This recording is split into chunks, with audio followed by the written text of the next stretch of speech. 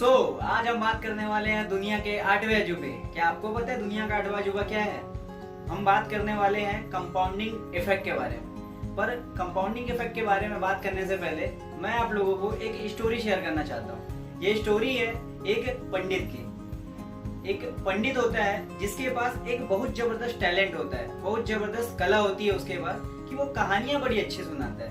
अब वो जिसको भी कहानियां सुनाता है वो मंत्रमुग्ध हो जाता है। वो अपनी कहानियों से, अपनी कविताओं से किसी को भी प्रभावित कर देता था। अब एक दिन दोपहर के वक्त वो अपनी पत्नी से कहता है कि मुझे खाने को चाहिए, जाइए कुछ लेकर आइए। तब उसकी पत्नी कहती है कि घर में खाने के लिए एक दाना तक नहीं बचा है। आज अगर आप शाम को बाहर मार्केट से खाना लेकर नहीं आते हैं, पैसा लेकर नहीं आते हैं, तो हमारे बच्चे भूखे ही सो जाएंगे। आज आपको, मैं नहीं जानती, आज आपको जाना है और कैसे भी कहीं से भी खाने लेकर आने हैं। अब पंडित सीधा चले जाता है राजा के पास। अब राजा के दरबार में जाकर वह राजा से कहता है कि महाराज, मैं बहुत अच्छी कविता सुनाता हूँ, और ऐसा कहकर वह अपनी कविताएं स्टार्ट कर देता है। अब राजा उनकी कविता सुनकर बहुत प्रसन्न हो जाता है।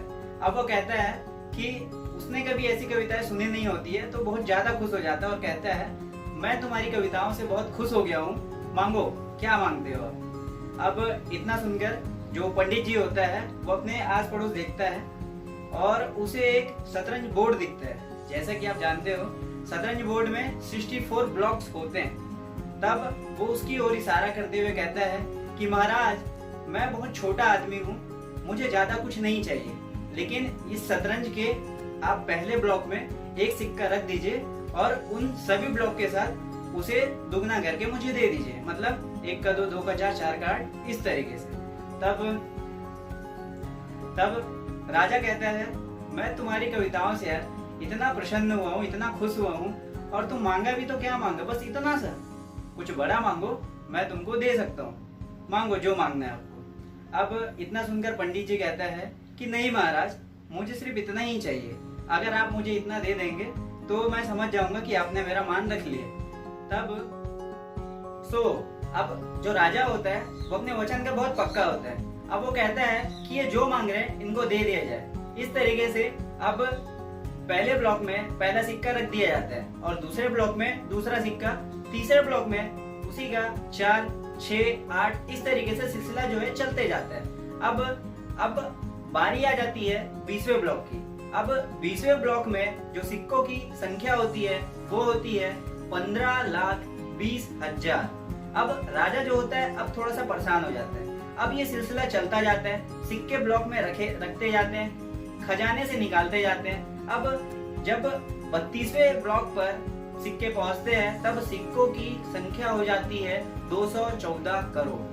अब राजा जो होता है वो भरपूर पागल हो जाता है। अब वो परेशान हो जाता है और वो क्या करता है, अपने मुकुट को उतारता है और पंडित जी के चरणों में रख देता है और कहता है कि महाराज, मैं नहीं जानता कि आप कौन हैं, लेकिन मुझे क्षमा कीजिएगा। अब मैं इससे ज्यादा आपको नहीं दे सकता, क्योंकि अगर इससे ज्यादा आपको दे दूं तो ये पूरा राजपाट मुझे खाली करना पड़ जाएगा, तो मुझे क्षमा कीजिए। अब जो पंडित होता है वो लॉ ऑफ कंपाउंडिंग जानता है। वो जानता है कंपाउंडिंग इफेक्ट की जो राजा उसने जो कह दिया है उसमें उसे कितना सिक्के देने पड़ सकते हैं। आप घर पर बैठकर कैलकुलेशन कीजिएगा कि 20वें ब्लॉक में कितने सिक्के आ रहे हैं और 32वें ब्लॉक आते आते और उसके बाद आते आते कितने सिक्के आ रहे हैं। This is the power of compounding effect. अगर बात सिर्फ यही की नहीं है, अगर आप चाहे दुनिया के किसी भी प्रोफेशन में हो, किसी भी, आप चाहे स्टूडेंट ही क्यों ना हो, अगर आप ये कंपाउंडिंग इफेक्ट को अपने लाइफ में यूज करते हैं तो यकीन मानो मेरे दोस्त, आप जिस लेवल पे आज हो उससे कहीं आप ऊपर उठ जाओगे। आपको यकीन नहीं होगा कि आप किस लेवल पे थे और आपकी जिंदगी कहां से कहां हो गई। चाहे आपको पैसे इन्वेस्ट ही क्यों ना करने हो, सेव ही क्यों ना करने हो। This is the power of compounding effect. इसे आप अपनी लाइफ में जरूर यूज